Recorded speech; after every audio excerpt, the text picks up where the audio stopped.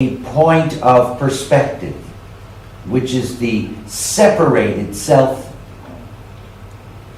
And you see, even though the form is endowed with the potential for consciousness, what we see in the 24 in terms of the ajna doesn't mean that it identifies with its unique stature, the self.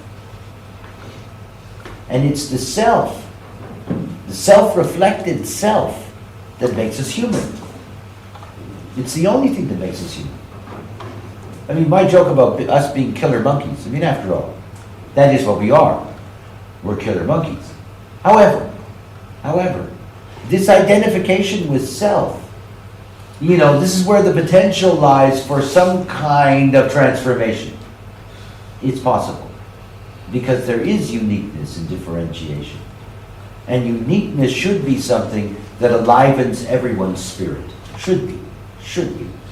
Doesn't mean that it does, obviously.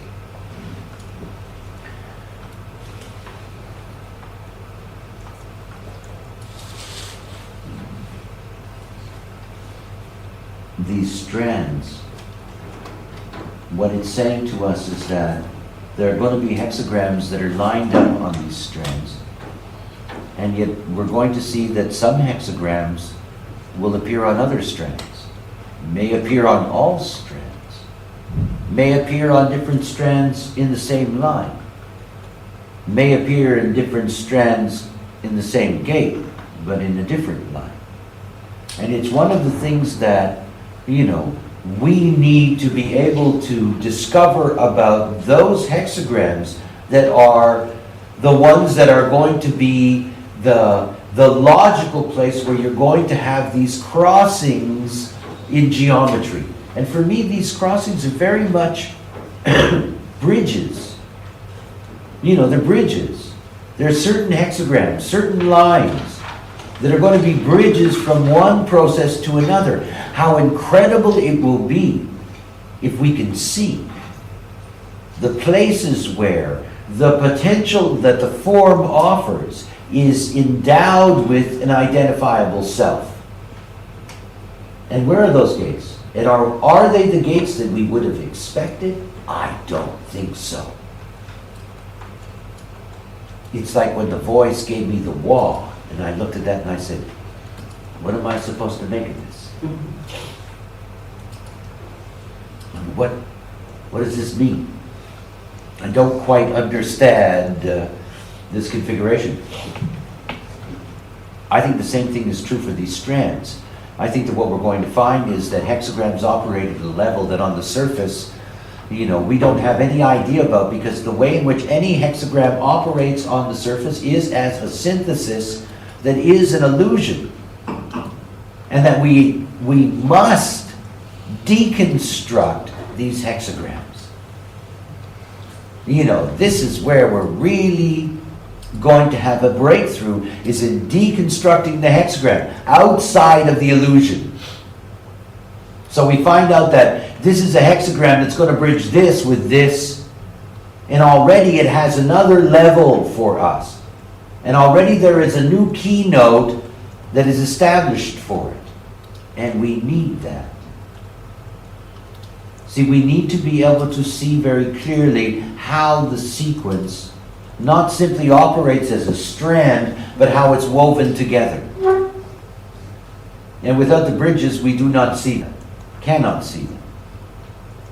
I have a map of the way in which all of the potential of all of the strands come together in a cellular management structure.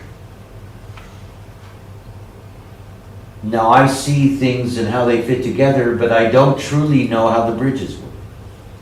And can't know how the bridges work until I see what are really the bridges. What moves this responsibility to join up with this potential to get to that result. Because these are just very, very separate units. And remember, if you take the thematic here of the emergence of self, and you discover that the emergence of self takes place in the, let's say, the 52nd gate, boy, is it ever going to change your idea about what that gate is really about. In other words, there's another level entirely, and when we get to that level, what you're doing is we're stripping away the Maya. This is really this, pulling back of the sky. You stick your head through, you actually see the gears. Now, you don't want to live in the gear world. You don't want to live in a deconstructed hexagram world. You don't. You don't. You don't. None of us would like that. I'm convinced of that. What we like is that it's all synthesized. This is our playground. But as science, we have to do the other way around. We really have to deconstruct this. We really have to find out what is the essential responsibility of hexagrams. And what is their essential responsibility as units of the transference of information? And where do they transfer the information? And what gets transferred? Because I'm not just interested between what's going to happen between the 24 and the 46. What happens between the 24 and the 7? And the 24 and the 13, and so forth and so on. In other words, what happens when all of these various forces combine? I don't know if there's... Here. It's one of the things to understand about the Maya, the space in between, the temple. And you can see that we have various relationships that operate in this formula. And this is something that's going to be very important for us when we take a look at strands. So, for example, each and every one of these four, they represent a primal strand. And what we see in this is that there is a formula for the way in which they interact. And that formula for interaction is going to create something very odd for us. Look, they will connect this way, and this way, and this way, and this way, right? All around the square. And all around the square, corner to corner. So movement is always dealing with design, and it's always dealing with being. And it is a medium for those. Whereas on the other side, evolution is doing the same thing. Or you go to this corner and design is between these two. In other words, you have all of these possible configurations on the outside, but then you have the illusion here. Now look, how does design get directly to being? Well, we've just been looking at it. We've just looked at design and being. And you know how they get to each other? Through the illusion. I mean, think about that. This is very profound. In other words, what we're going to see is that there are natural bridges that are going to exist if the theory is right. I mean, this is part of juxtaposition theory. If juxtaposition theory is correct, when we lay out the strands, we're going to be able to see that the being strand and the evolution strand have obvious bridges. And the being strand and the movement strand have obvious bridges. But the being strand and the design strand do not at all have obvious bridges. This is when we get to see that Maya may be illusion, but it's very dense. That Maya is an interactive field, and we'll see how that works when we get to what is not a single strand, but the synthesized strand of the subjective. That's something else. So our first step to verify the basic nature of the formula is, once we draw out our strands, that we're going to look for these basic relationships. So in fact, when we're looking here at the first two, we're actually looking at, they seem to have such a natural relationship to each other. That's why I said from the beginning, I don't really know if it works this way, just because it's so obvious. Because I know this. In other words, I know that you've got to go through the Maya to get to the other side. So in fact, maybe the most natural bonding in the, what I'm looking at is taking 4, turning them into 2, so it becomes 1. So you have to begin with who belongs to whom. the mating game, played at cosmic scale. Who belongs to whom? So for example, is it being with movement? Or is it being with evolution? It sure as hell doesn't look like it's being with design. In other words, what we're going to see is that if we lay out the strands, we're going to see that being is going to have either a stronger relationship to movement or to evolution, or it's going to be perfectly balanced. I have no idea. Given the nature of mutation, I don't know. I don't know if it's balanced or not. What I do know is we're not going to see any natural bridges that are going to go from being to design. Those strands won't seem to have a relationship, which means that only when we combine them with another strand should we then be able to see a relationship emerge. Now, I don't even know how to do that, after all. I don't have strands to work with, so I have no idea. I have no idea how they're going to fit together. This is one of the most exciting things about the research.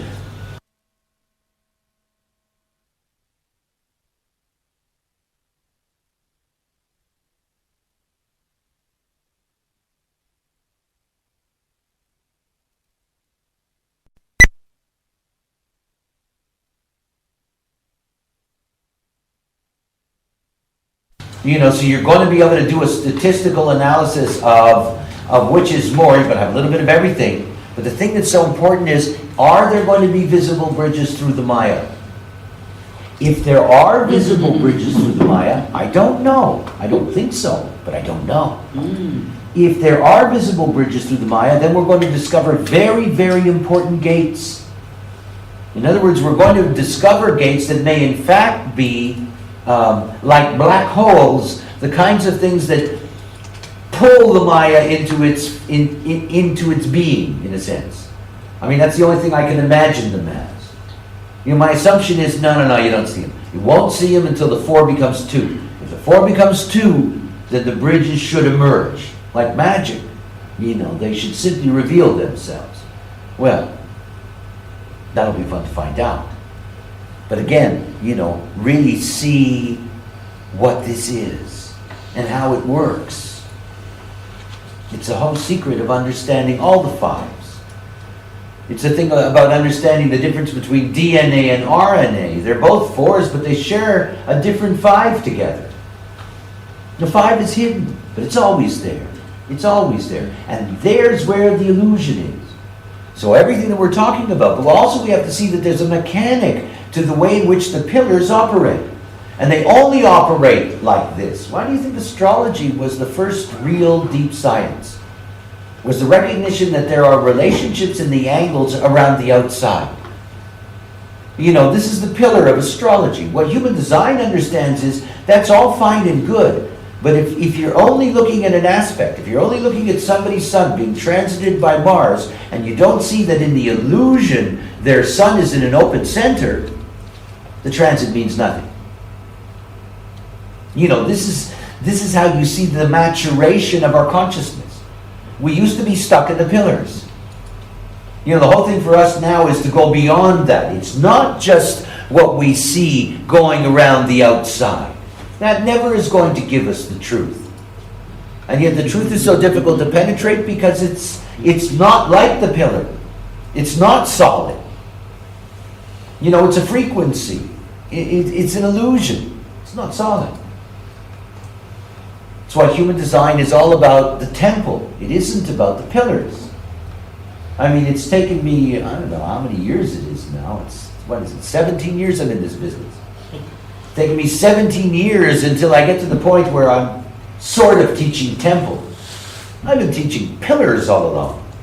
The not-self is built on pillars. It's built on not being able to, live in the temple. To live, to accept the fact that, you're a helpless byproduct. A helpless, truly helpless byproduct.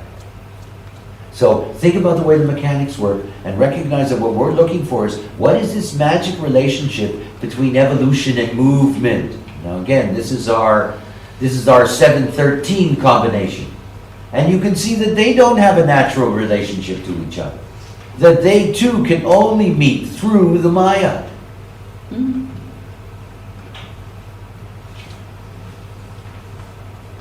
This formula is more complex. What I'll do is that I think that I'll prepare an image file for all of you that will include juxtaposition material so that you can see all of the things about this movement, because this movement includes other terms. And the actual movement or the field that is between each of the corners has a description, has layers of descriptions. All of that to be able to give you, a clear guideline about the very nature of the strand itself. I mean, the most difficult work you have to do here is this deconstruction of just getting down to what it is, and then slowly begin to see, how it begins to construct this environment.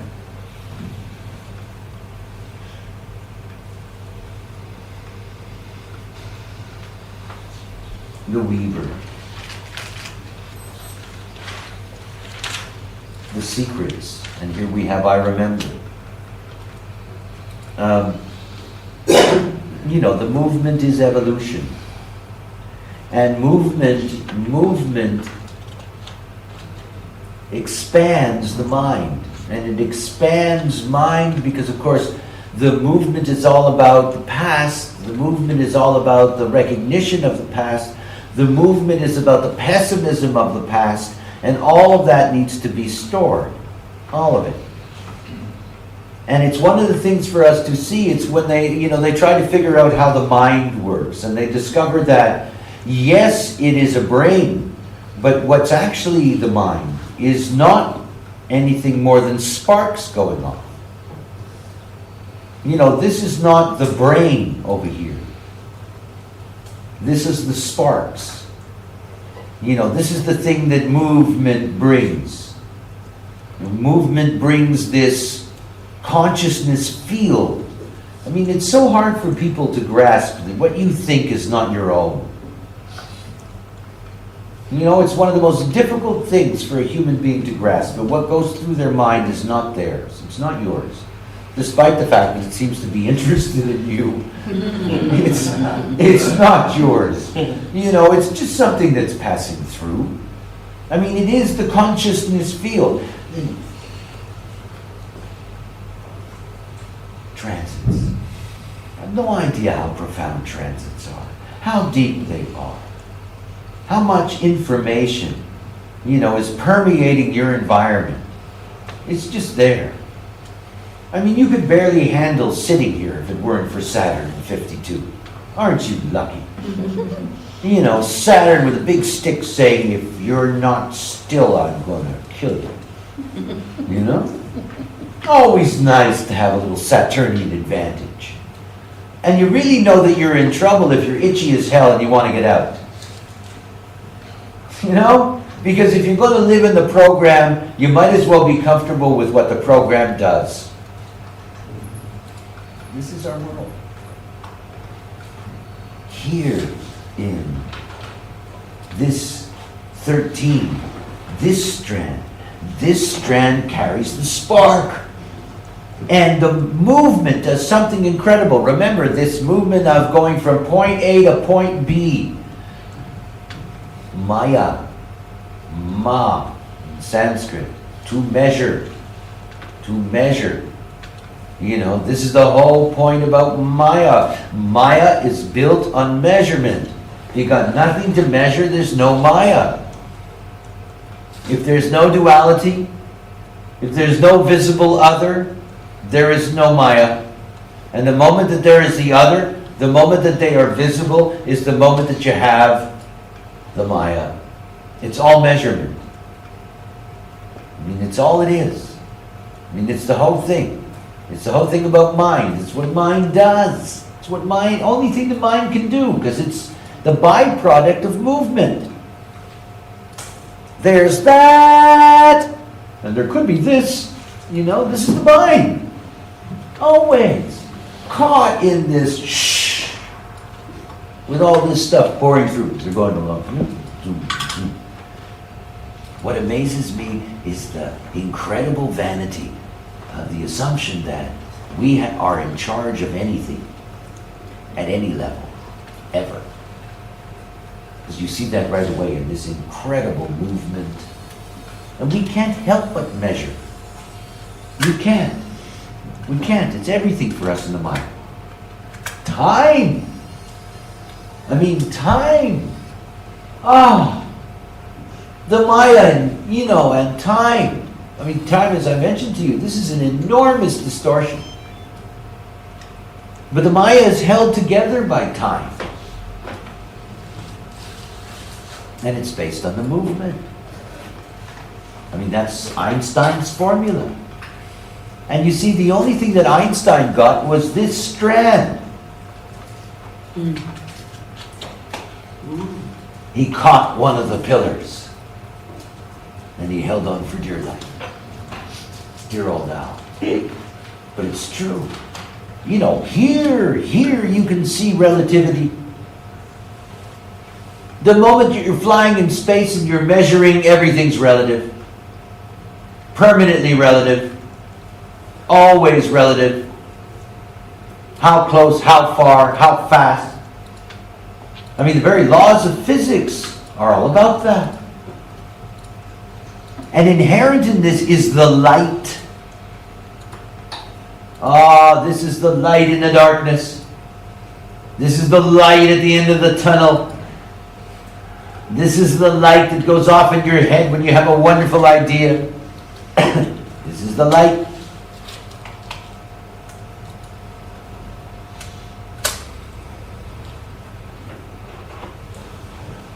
You can't remember, you can't identify. You can't measure, you can't perfect your identification. If you can't perfect your identification, you'll never evolve. This is the whole thing about mind, the perfection of identification. I mean, it's one of the pillars that I worship at. I mean, I understand, Albert. I understand the importance of this pillar. I understand what it means to recognize that this is truly, truly all relative. All relative.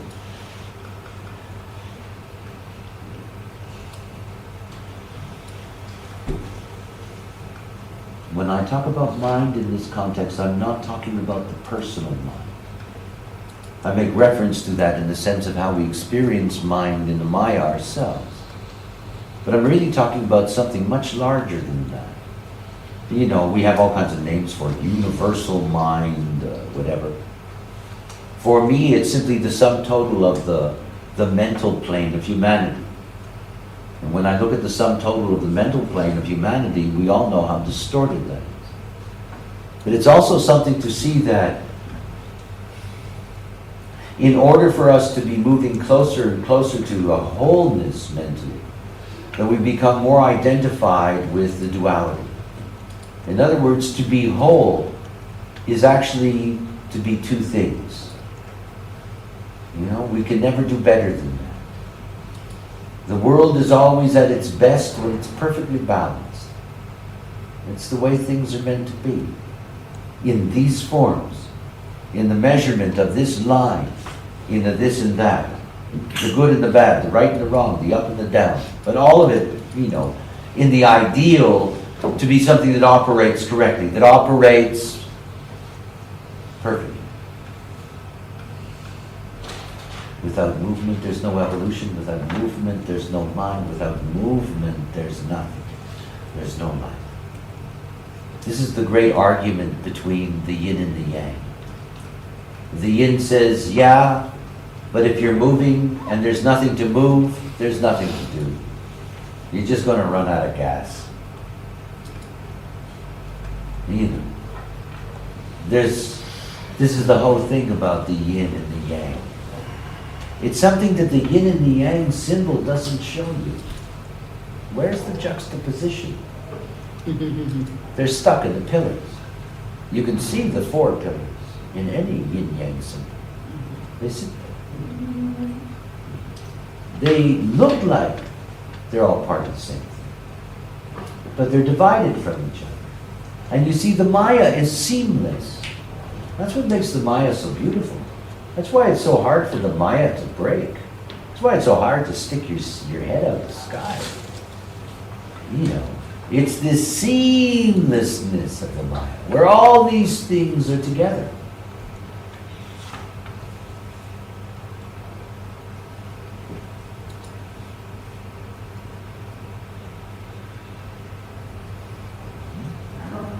Where are you?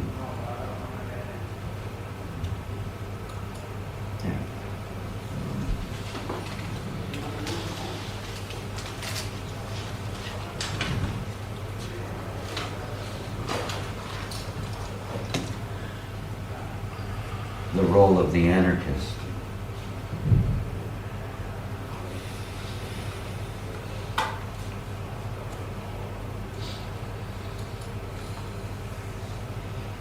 In the program, there has to be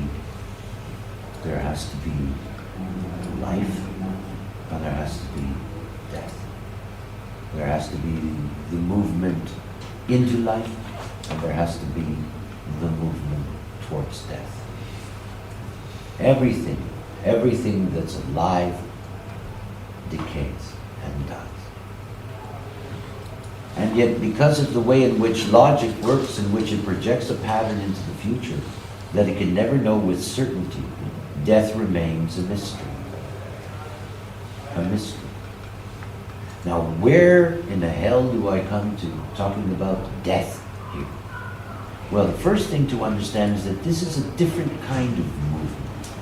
This is individualized movement. And here what you're seeing is, rather than the larger evolutionary movement, what you're seeing is the personal geometry. What we come to call in profile, personal destiny, fixed fate, transpersonal karma. We're talking about individual geometries. And the individual geometries always have a point in and a point out. Point in, point out. Evolutionary geometry is endless. It's endless. It's the great plane of geometrical possibility. It's endless.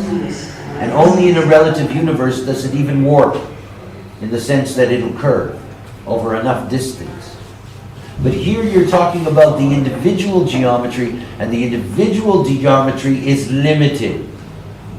It is defined and fixed as a measurement. It's one of the first things that I was told by the voice that I thought was curious. I mean, really curious. It said to me that we actually start life with a very precise potential to live. Very precise. Now, it can be messed up through many things. But we actually have, like buying a car and they tell you it's good for 192,416.8 kilometers. Okay. Now, of course, if you're dumb enough to get into a car accident or whatever the case may be, all I'm saying is that what's so interesting is that this individual movement is a very precise, limited movement. And it is the movement of the individual through the process of time. It's reincarnation. But it's reincarnation from the energy perspective rather than the renewal of the form perspective.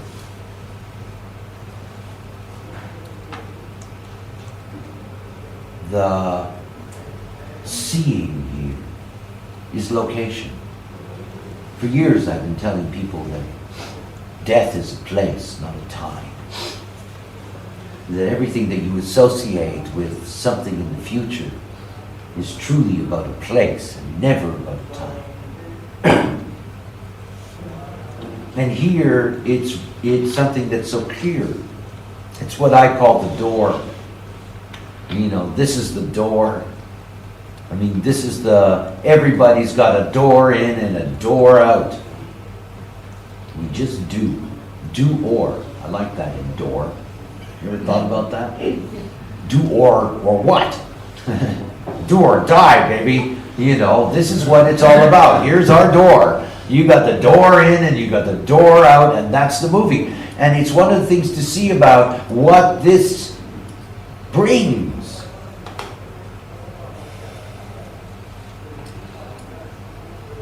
Busyness, activity. These are sprung machines. You can see the way the form principle worked, that we ended up with a planet that's 70% generators. Christ almighty. You know, what an activity machine.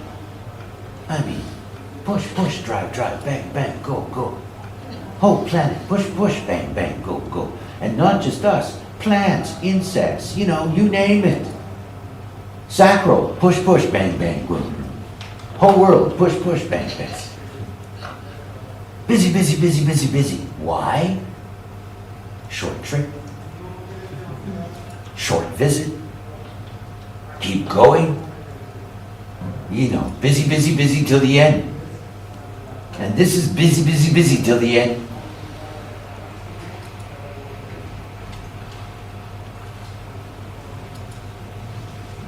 It's not evolution, but it's linked to evolution.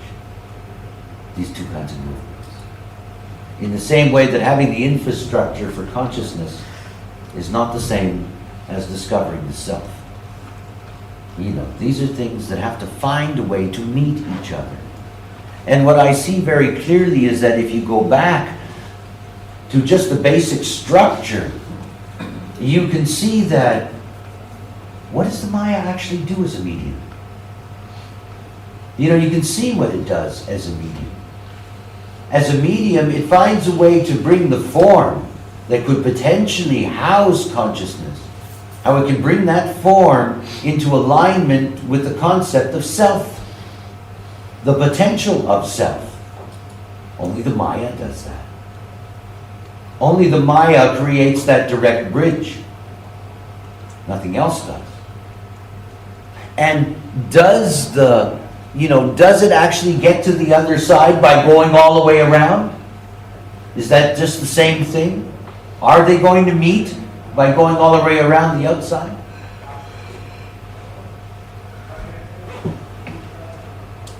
How does evolution incorporate the tight, frenzied cycle of the human process, of life processes? Through the Maya, or around the wheel. See, I was born an initiator. Initiators are very good at opening doors. You know, this is a huge door to open up. You know, you're looking down this vast, vast, vast, vast plane of, I don't know. But I also want you to see that everything else that I've ever worked with you with human design, we've been able to use the basic information of hexagrams and circuits and all of these things as guidelines. Now you can see that in some cases, yes, I'm doing that now, but I'm only doing that now to get us to a place where we'll abandon that. You know, it's like me talking about, somebody's incarnation cross. And the way the not-self relates to its incarnation cross and the potential of that has nothing to do with what it's actually like. Has nothing to do with what they're actually going to be like. Because you can't know. No more than when I say somebody that takes 7 years that they can really grasp what that difference is. Because it's unique. You know, it's your own metamorphic process. No idea what comes out at the other end. No idea. None. What we're trying to do, at least where I'm trying to guide you, is I'm trying to get you to a point where the most important thing is that when you get to look at a strand, that what you're looking at in that strand is that you're looking at the hexagrams within the context of what its source is, in the context of what its root is, in the context of the base of that strand, and what that means in terms of its integration. And what you're looking for is its relationships based on that to the other strands.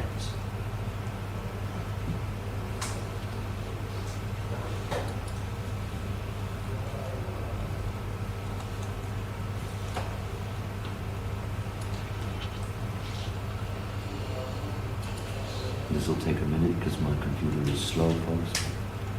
Just on the line. No, I didn't want to.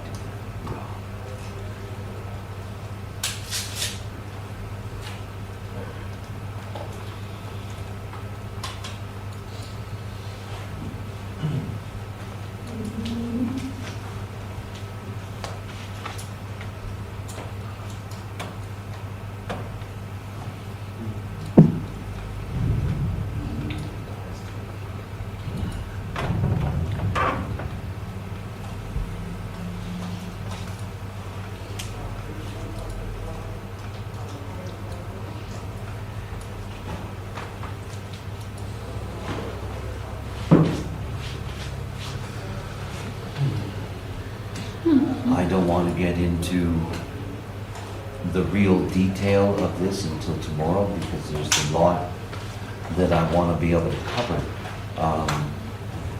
What I want to show you is what I've been discussing, and just to give you an idea of what I mean by that. So for example, this is the Weaver. You can see that it's listed here as a 3-6-4 sequence. And that's based on my experimenting with the formula and the movement that takes place from one hexagram to the other, based on the formula. So here is an example of a movement. Now, again, I don't want to go through all of it, but you know, when we're dealing with the Weaver, we have certain things that we're looking at in terms of what the overall nature of that is. So, for example, if we go back to our basic story.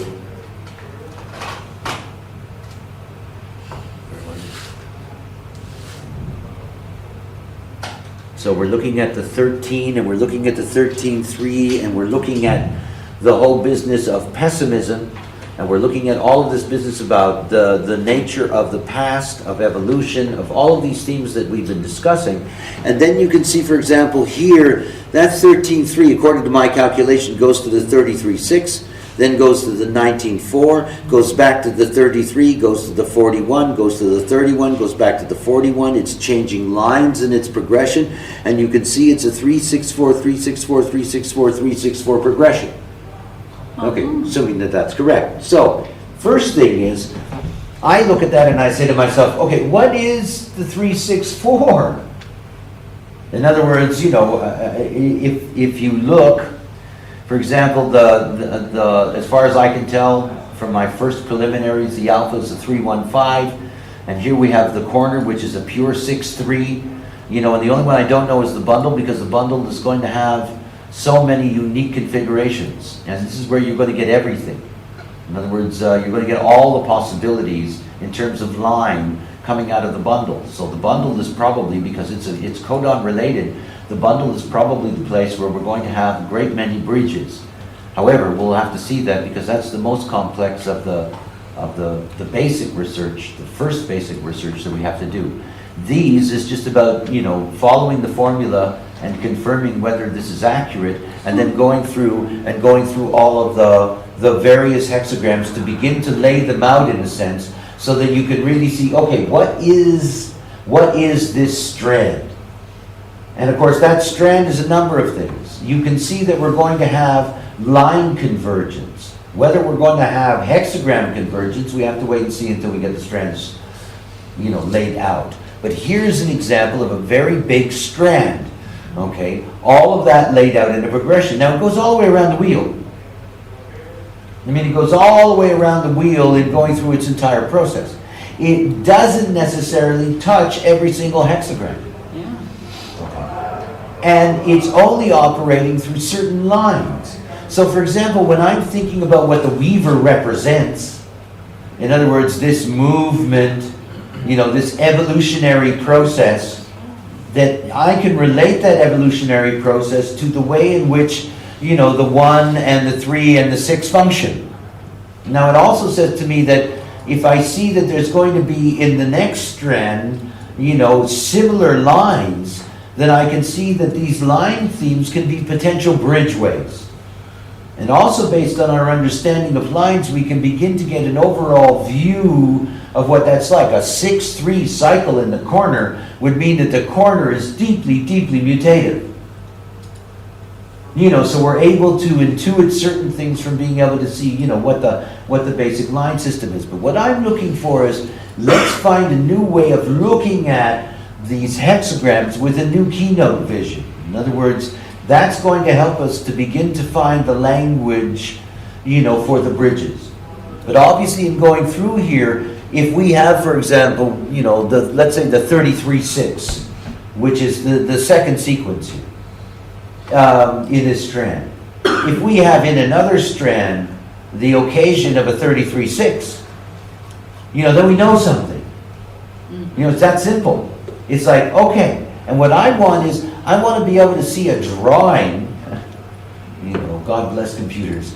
I want to be able to see a drawing that maps all the bridging. How these strands come together. It must be gorgeous. I sort of can imagine it. This is the beginning of sequence, real sequence mapping. So we map out the strands and then we start looking for the bridges. We start looking for these integrating points. The next thing is that when we see these integrating points, what we're looking at is a Maya mechanism. After all, the Maya is not produced by the pillar itself. The Maya is produced by the interactivity of the various pillars. And that is something that is, there are places where that is forced out by the fact that they're forced to connect to each other. It's like when I did the quarters with you, I said to you, look, these quarters, don't be misled that it's the wheel being divided into quarters. It's the illusion of the wheel arising out of 4 different things. We call them quarters. We put it in a wheel because our illusion works well that way. After all, the human design body graph, it's the most extraordinary symbol that we've ever had. It's extraordinary because it's the first major symbol that isn't about the outside. Our whole history is based on systems that go around the pillars or look for relationships between the pillars. This is about seeing that there is a center to all of this. Our goal in that is that if we can see finally these bridges, we can see what hexagrams, what lines, then we can begin to map it, both in terms of visually aligning it so that we can see sequencing, but at the same time to understand the underlying chemistry. Because the underlying chemistry is going to align us to the science. If we get the sequencing right, we have everything right. So here you can see what I'm referring to. We're going to lay out the sequence, and then we're going to do comparative work. We're going to match sequences. Now the thing that I'm concerned about is that the first 3 sequences are very easy to map. The formulas are very straightforward, and you just got to go back and forth in the wheel, following whatever the formula is, and you're able to construct that rather simply. But as you'll see, because I'll spend most of my time tomorrow trying to thrash out the codon approach with you, doing the codon sequence is going to be the most difficult, and in the end, that's going to hold the balance for everything else. That's the area where I think it's going to take, it's not just a matter of work, it's going to take some real insight and I don't know. That's very, very complex. It's very complex because each codon family represents a kind of mini cycle. And, to be able to investigate all of them is really, really something. These are not so difficult. The Weaver was, at least from my perspective, this was very easy to calculate. So we'll be able to see right away if we can verify this calculation, the other basic calculations, and then we have a place to start. So we're going to have to get them all in order to get that to work. Because when you go down to the codon level, you actually have to go by codon group, and I'll talk about the formula and how that works, and then you have to map it through each codon group. And, you know, that is quite a lot of work. And that's something that, yeah, it's going to be quite an exercise. I'll see how well I can do tomorrow to explain this to you, because it's really something, it's also beautiful. But, you know, actually being able to go, this is, for example, arginine, actually to be able to find, to be able to demark the actual codon path, the actual movement. You know, codons have, most of them have many different members. We think of them as gates. And there is a sequence and an order to them, and a way in which information moves from one to the other.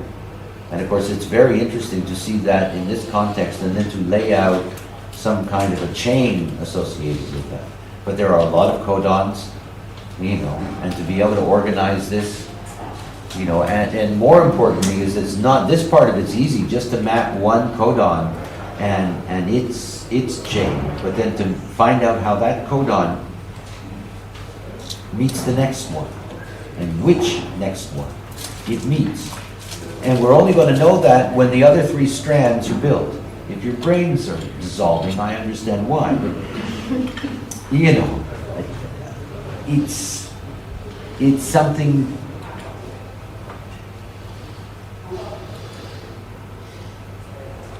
See, this is the easy part. If there is such a thing like this.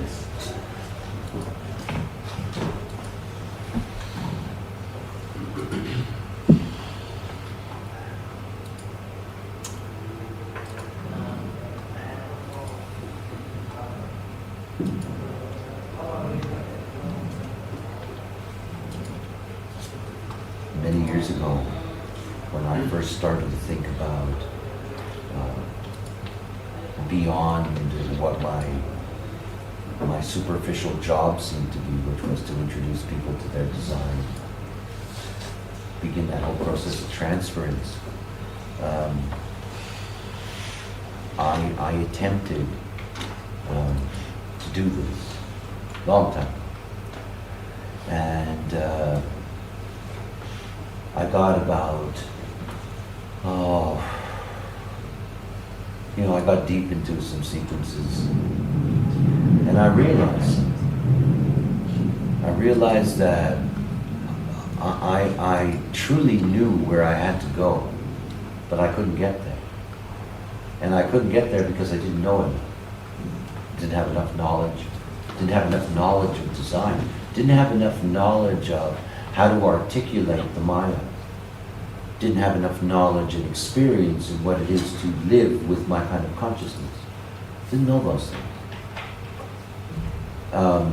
In November, when I discovered that, you know, this had not been set out properly, there was a part of me that was really annoyed, I guess. There's a certain beauty in being a heretic and being an Aryan, that you know things nobody else knows. You know, because I'm not selfish, I don't hold things back about the mouth. So it's very beautiful to watch that movie. And it was so obvious to me when it came to that point in November that I looked at that and I thought, you know, there is no way that I'm going to do this. And given that I have a third line mind and I'm deeply pessimistic from the mental point of view, particularly when it comes to the other, I don't know if you can do this either. What I do know is that I would like all of you that can to really try.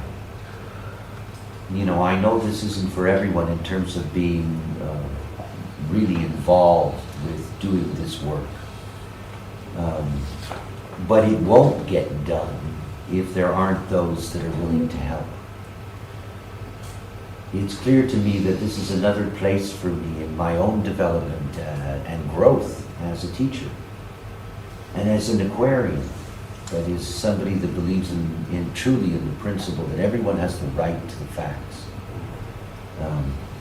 I've never been a great team player. And when it comes to this, it's something that needs a team player. And it needs guidance and nurturing, but most of all, it needs the determination of any explorer. I will help you as much as I can and add what I can, but I'm really helpless until I have a framework. I'm really helpless. I can't go any further in my exploration until I can really see all of this laid out in front of me. And I know, given what I do, I've entered into an enormously busy phase in my life. I can't afford to be a researcher. I have a growing worldwide organization. I have my own responsibilities to my work, to the software direction, to all of the things that I'm involved with in design. And I don't want to leave this by the wayside. It's very important to me that this process that we have opened up together, that it continues. And that it continues as a mutated force. There's a Locke mentioning this morning that he woke up and there was the 360 and something was different. This is the nature of our process. This level of human design, it is rare